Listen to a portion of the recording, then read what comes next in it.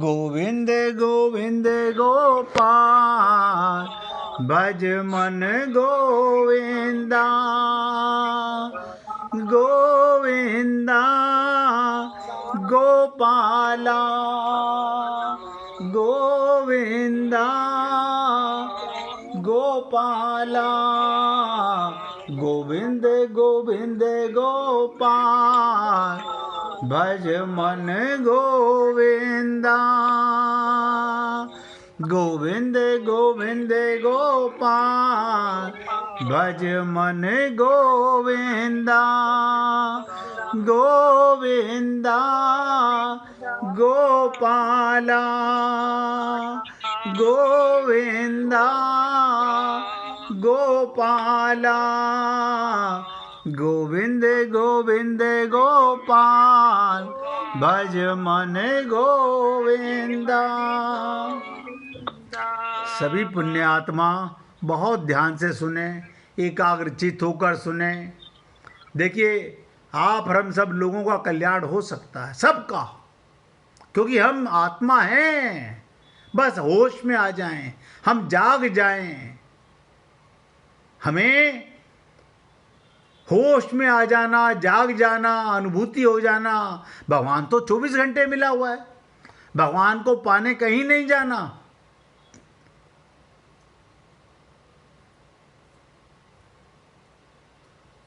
कहते ना, कोई ऐसी आग लगाए दे कि दिन दुगनी और रात चौगनी विरह वेदना जगाए दे। ये चाह है। आप जैसी चाह करोगे वैसी बन जाएगी। और भगवान 24 घंटे आपके हृदय में तो रहते हैं, वही बैठे बैठे देखते रहते हैं। देखिए, भगवान श्री कृष्ण ने दूसरे अध्याय के 11वें श्लोक से बोलना चालू किया।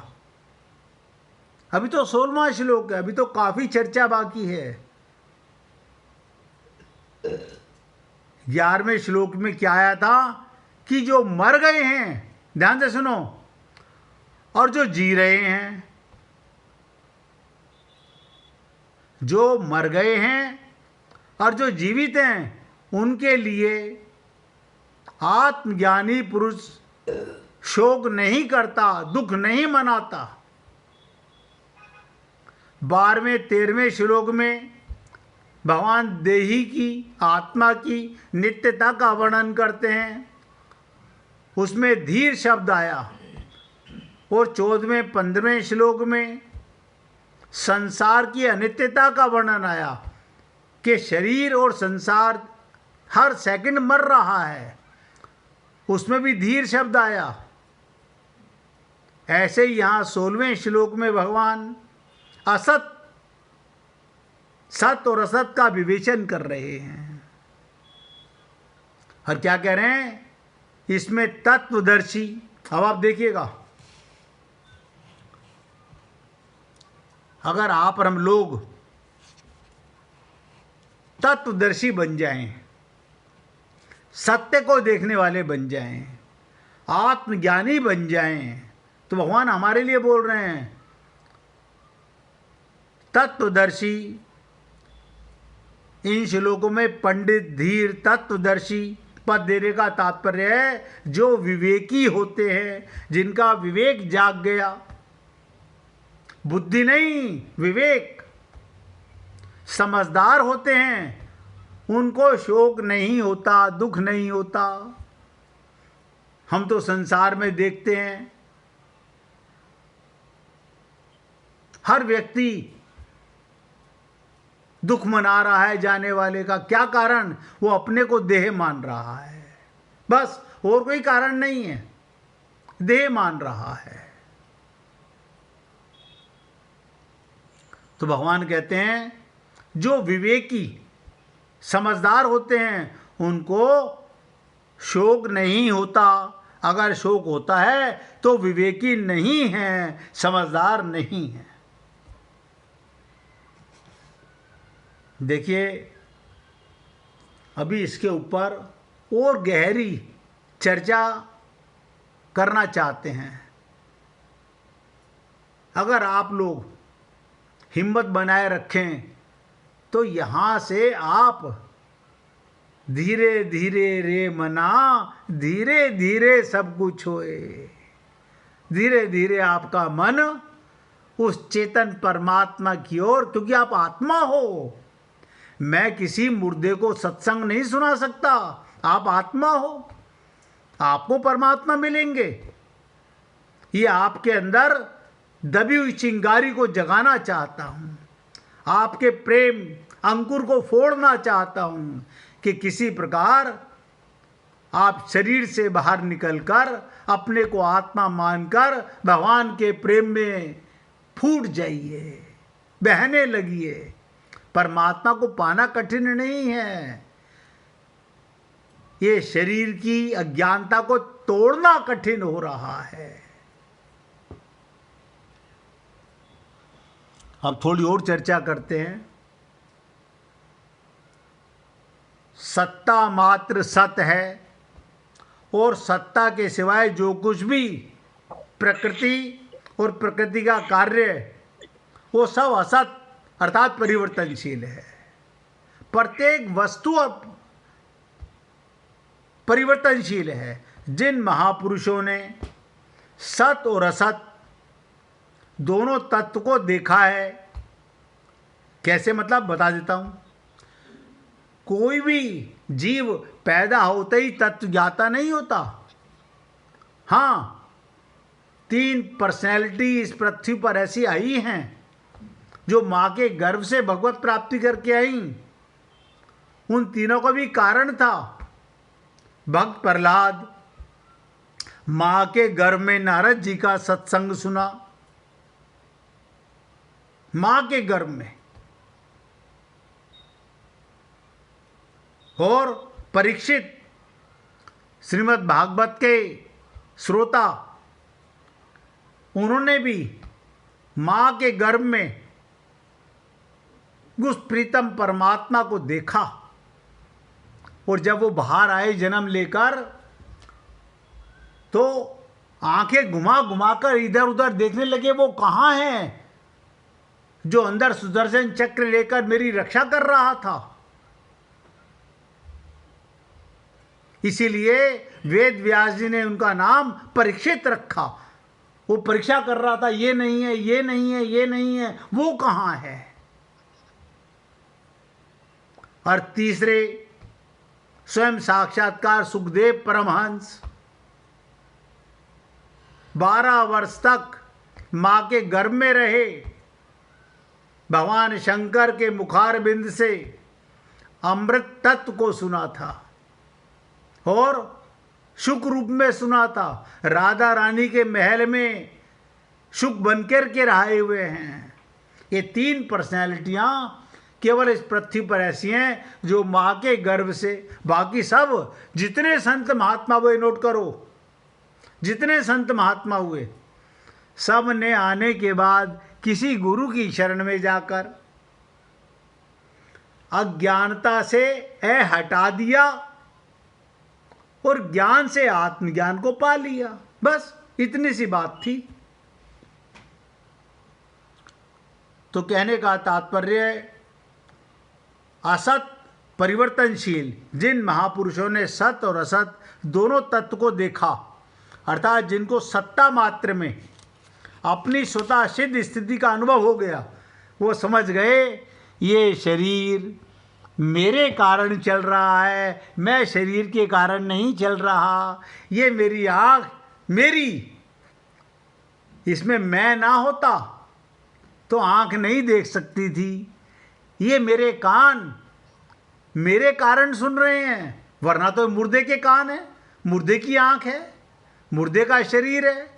उन्हें अनुभव हो गया, वो अंतर को समझ गए। आप और हम लोग भी समझ सकते हैं बड़ी आसानी से। थोड़ा सा और विचार करना पड़ेगा, क्योंकि आप और हम सब लोगों ने अपना बचपन देखा हुआ है। आप बताइए, बचपन चला गया, आप तो नहीं गए। जवानी चली गई, आप तो नहीं गए। बुढ़ापा जा रहा है, आप वो के वो हो, आप नहीं बदल रहे।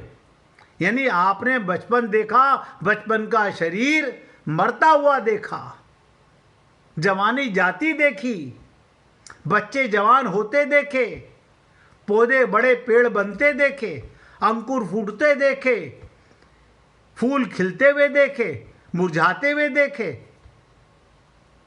तो आप कौन हैं? थोड़ा अपने बारे में विचार करो। मुश्किल क्या है? हमारे पास समय ही नहीं है हम विचार करें। गाते हैं हम, निज कृपा आश्रित को सुगम हरि, संशय इमें करना नहीं। अरे बाबा, अपने आप पर भी कृपा कर लो।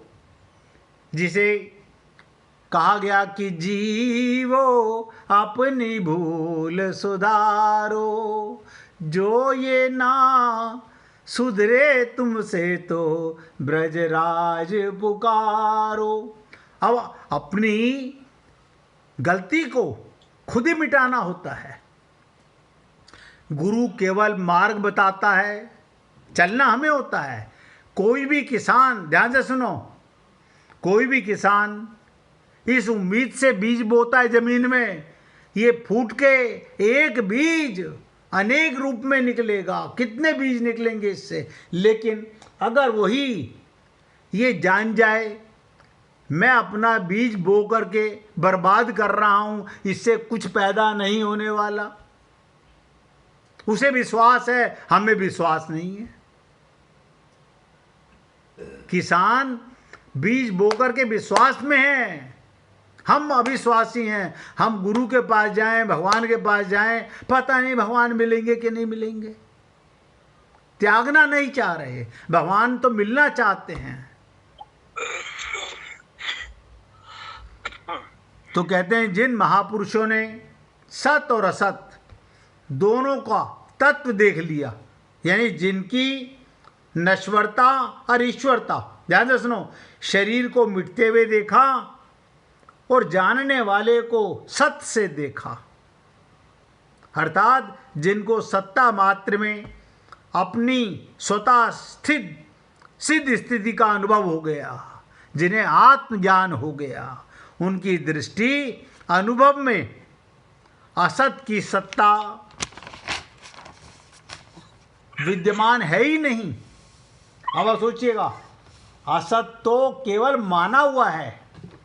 आप और हम लोग, और थोड़ी सी बताता हूँ डिटेल के अंदर, जब डॉक्टर के पास जाते हैं तो डॉक्टर साहब से कहते हैं, डॉक्टर साहब मेरे शरीर में बहुत दर्द है।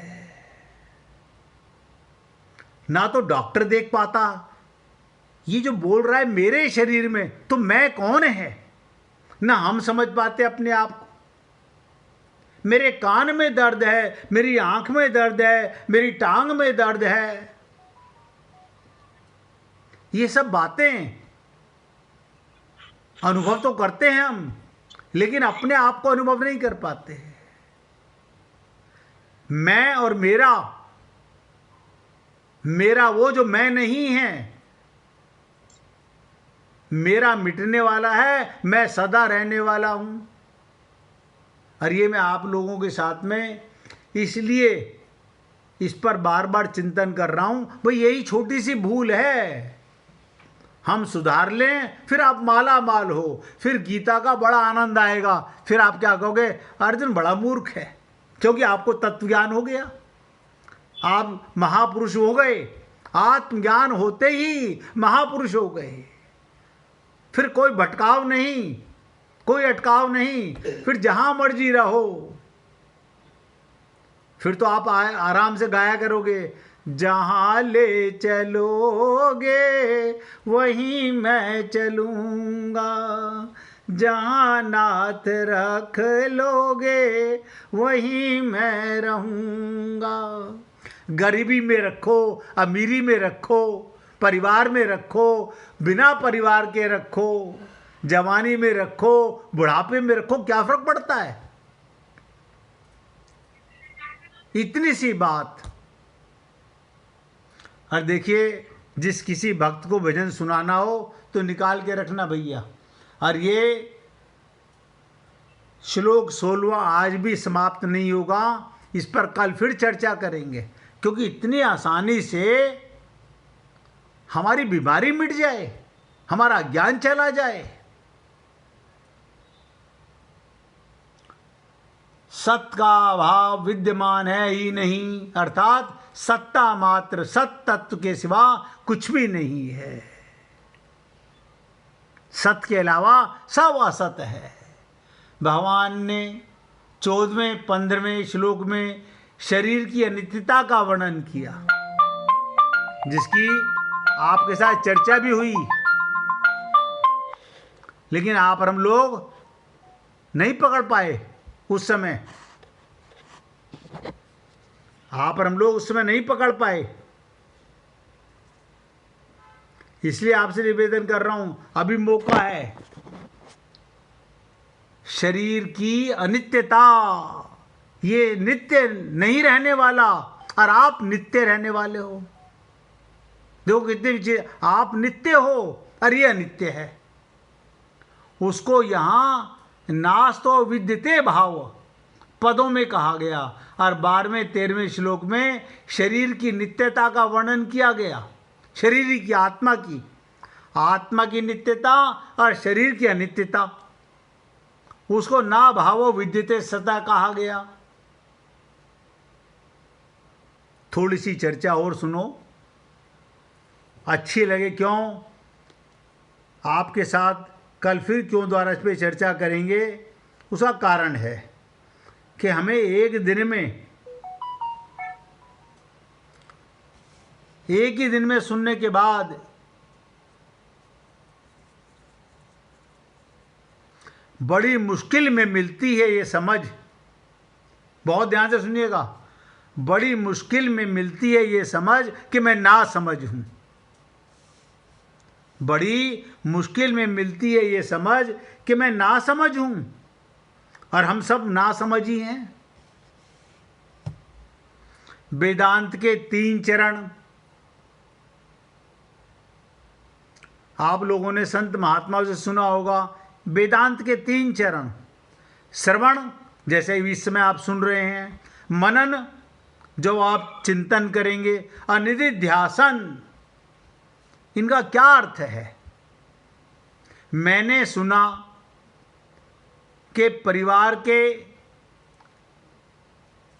बैठक खाने में, ध्यान दीजिएगा,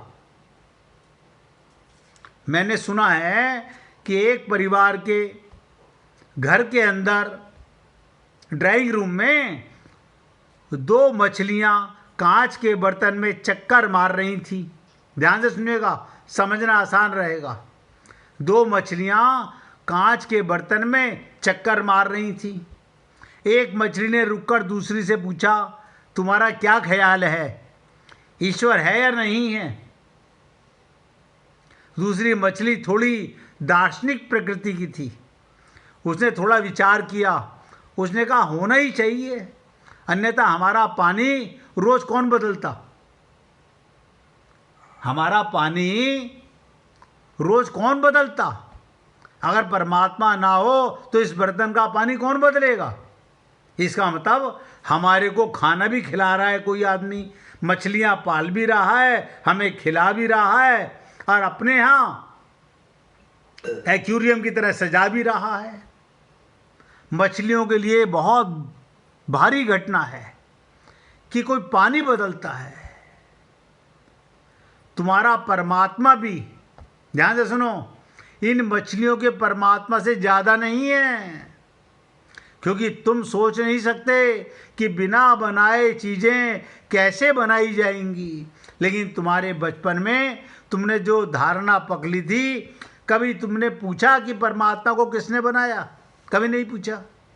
जब तुम्हारी धारणा डगमगाने लगेगी, तब तुम्हें संदेह उठेगा, तब तुम्हें लगेगा अगर परमात्मा बिना बनाया हो सकता है, तो ये धारणा कुम्हार की और बढ़ई की ना समझिए कि मैंने बनाया।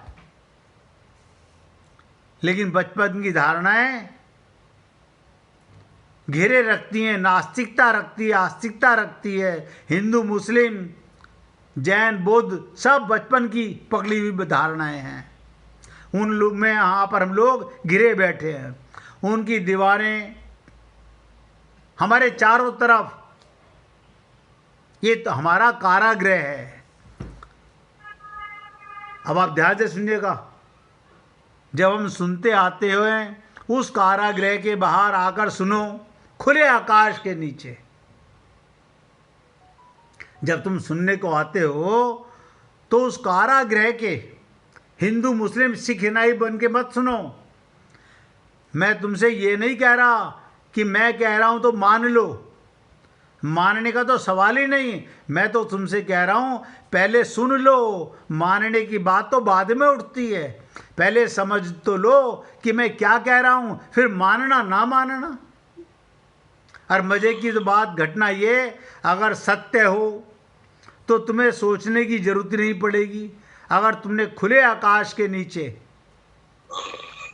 खड़े होकर सुन लिया तो सत्य को सुन लेना ही पर्याप्त है।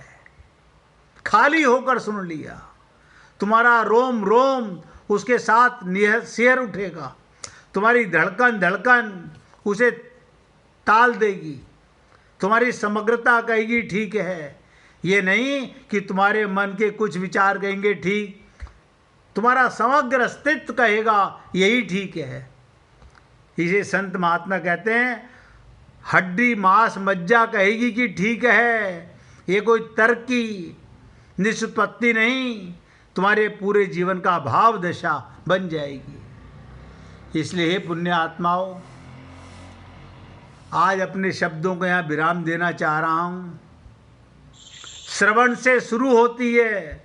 आप भी गीता के अंदर रोज सुनते हो, लेकिन श्रवण सीखना पड़े।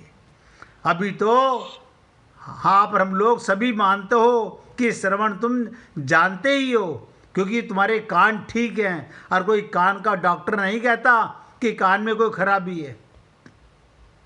लेकिन जिस दिन एक एक शब्द सम्यक श्रवण होगा, जैसे कोई कहे अमृत बांट रहा हूं, तो अमृत इतनी एकाग्रता से पिया जाता है। ये भगवान के शब्द हैं। मैं तो निवेदन करता हूँ, हे पुण्य आत्माओं, भगवान की वाणी को समग्र मानकर, अमृत मान करके अगर आप श्रवण करते हैं तो आपका हृदय बहुत जल्दी प्रफुल्लित हो जाएगा, बीजारोपण हो जाएगा, आत्मज्ञान हो जाएगा और भगवत प्राप्ति का आप और हम लोग अनुभव करने लगेंगे। आज यहाँ पर बात को रोक रहा हूँ, कल चर्चा करेंगे। अब कोई भक्त सुनाना चाहता है भजन, नहीं सुनाना चाहता हो तो कीर्तन करेंगे।